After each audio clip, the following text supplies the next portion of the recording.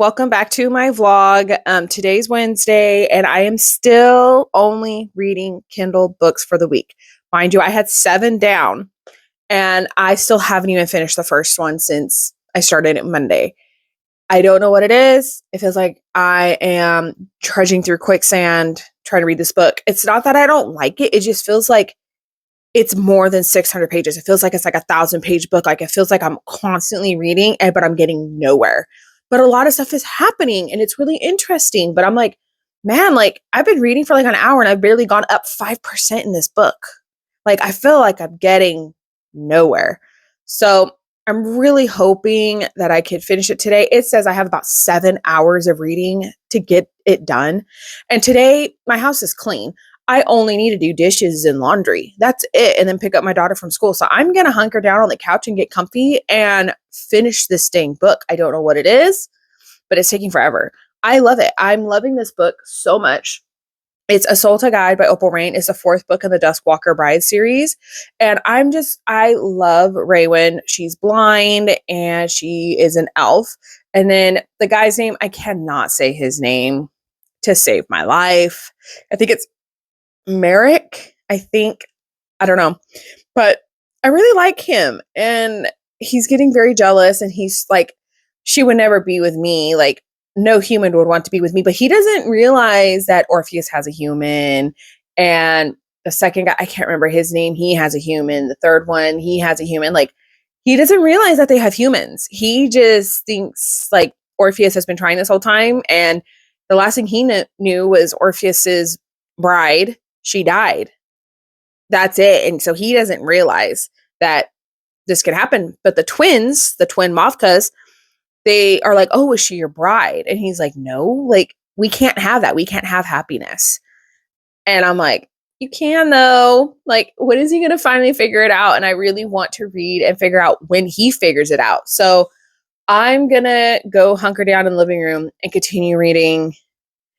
And maybe after I'm done with like a chapter, I'll do like dishes and laundry. And that's probably what I'll do is like every chapter kind of do something because the chapters are almost like 30 minutes long. They're very long, but they do have breaks in them. Not a lot of breaks, but there's at least one break in a chapter, but it just feels like I'm reading forever. So I'm going to go try and finish this book today so I can start a smaller book. Because pretty much the rest of the books that I have are pretty small. I did have another Duskwalker Brides on there, but I don't know if I'm going to get to that this week because they're so long. All the rest of the books are around 200 to less than 300 pages. So we'll see. But I'm going to go get comfy and I will be back when I finish this book. Hey, so I'm doing a quick check-in. Well, not really a check-in. I did finish A Soul to Guide by Opal Rain, which is the 4th book of the Duskwalker Brides series. And I don't know why I just said it like that, but I did. It was really good. Not my favorite of the series. It's total Grumpy Sunshine. Like he is the biggest grump out of all 3 of the last Mavkas. She is probably the most sunshine, even though she's blind and she has so many like hard things to deal with, but she makes it work. And I just loved watching them, fall in love and where they got to. And now I'm like, okay, so what's going to happen in the next one? Because it's kind of going downhill for just the Mavkas in general. And I still have 5, 6, I saw 4 more of the books. So I don't know what is going to happen. And I really want at least 2 of the books to be the twins. And I don't know what other ones there will be, but I really loved Merrick. I loved Raywin. Her people suck. I am not a big fan of her people. She really thought that they would like accept him, but they really didn't in the beginning. And they just like, yeah, he ran away because he's scared and he doesn't know what anybody is saying. Like, you would run too. I'm sorry. For him to treat him like that, I was like, that's ridiculous. Because he was very like trying to get away and he kept telling them like, stop your fear because I can smell it. So he puts his fingers in his nose to stop it and everything. they figure everything out. And I really appreciated it. But I just feel like I was reading like crazy this morning. And then today it's already 12 o'clock. I got up at 5, read till 6:15. And when I got home after taking my daughter to school, I was like, hey, I'm going to sit and read. And it said I still had like 2 hours left to read. And I got home around like 8 and I like really picked it up like around 9. It's almost 12. It just felt like this book was way more than 600 pages. It felt like this was like 1,000-page book. I was trudging through quicksand the entire time. It's not that I didn't like the book because I love the book. I'm giving it like a 4.25. Like it's really good, but I just don't know why it took so long for me to read it. I just don't understand. So I'm hoping all the rest of the books that I'm planning for this week are shorter. So the next one I'm hoping to pick up is Barbarian Lover by Ruby Dixon. It's part of the Ice Planet Barbarian series. I don't know what number it is because I'm also doing the novellas, and there is a novella after this one for this book. So I'm not quite sure what order it is. I think it's number 4 or 5. It's around there. But I just want to make progress. Like Ice Planet Barbarians has so many books and they're all pretty short. So I'm like, man, I could blow through these. But since this one took me so long, I feel like, am I becoming like a slow reader? I, I don't feel like I'm in a slump. Like I want to read and I am so excited to read these books. But for some reason, the last one, I just took forever to read it. And I want to read and I'm sitting down and reading, but I'm also cooking, cleaning, taking care of my kids, getting my daughter from school, taking my daughter to school, doing the normal things. But it feels like that book took me forever. Like this morning, I did that and I was reading that and I made sourdough bread. So now I just need to let it rise so then I can put it in the fridge. If I can get them to rise sooner, that's why I have dry towels on them. I usually have wet towels. I have dry towels because my house is actually pretty chilly right now. I might actually go get a little heater and put it across the counter so it doesn't cook it, but it makes it rise faster, makes it warm. And get them to rise faster so then I can bake them tonight instead of tomorrow morning. But that's wishful thinking. So I am gonna eat because it's already 11:50. But I made this soup Monday. I think it was Monday. My family didn't like it. And I mean, it's a new recipe. It can happen, but it was too salty. And I was like, okay, so I looked up how to make it less salty. So it said like water it down, use acid, and use dairy. So it already had lemon in it. So I put about 4 cups of water. I put 1 more lemon in it, and I put a whole block of cream cheese. And now that's why it's like more of this like white creamy color. And I love it so much more with the cream cheese. I feel like if I ever made this again, I would figure out a way to cut a lot of the salt and put a block of cream cheese in it to make it more of that creamy. And maybe not put the lemon zest because the lemon zest makes it super lemony. And I think just the juice is needed. But that's why I write it down. I'm writing notes on the recipe of what I would change next time. So the next time I want to make it, I can make it how, like, by the notes and see if it's better than the first time. So I'm going to warm this up. I'm going to eat. Hey, so I do have a book update, but I'm going to end my vlog. So I did read A Soul to Guide by Opal Rain, which is the 4th book of the Dustwalker Bride series. I gave it 4.25. I really liked that book. It just felt like it took forever to read that book. But I finally finished it yesterday. Yeah, that's when I finished it. Because right after, I did pick up Barbarian Lover, which was actually the 3rd book of the Ice Planet Barbarian series. And I think there's like 21 books. I'm going to be reading that series for a while. Anyways, I mean, they're really short, but I like to read them in between like other reads, like really quick reads. By Ruby Dixon. So the premise is that the like 24 human women were abducted from Earth by these orange aliens, and they're being taken to another planet. Well, these orange aliens are horrible.